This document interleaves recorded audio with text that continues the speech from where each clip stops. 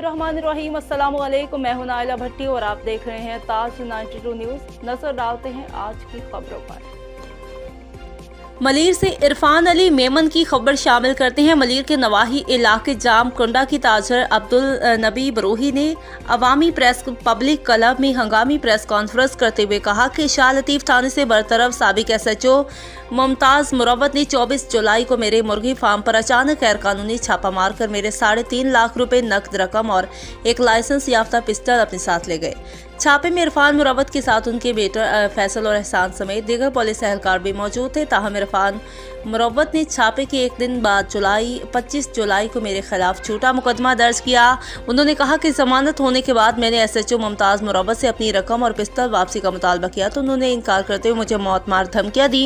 बाद रकम और पिस्टल की वापसी के लिए मैंने हाई कोर्ट में पटिशन दाखिल कर दी। महीनों बाद मज़कूर SHO जुराइम पेशा अफराद से बता लेने और 4 अफराद के अगवा बराए तावान के इल्जाम में मुलाजमत से बरतरफ किए गए, लेकिन अब भी वो मुझे धमकियां दे रहा है और कहता है कि बहुत जल्द बहाल होकर तुम्हें किसी जाली मुकाबले में फुल फ्राई करूंगा।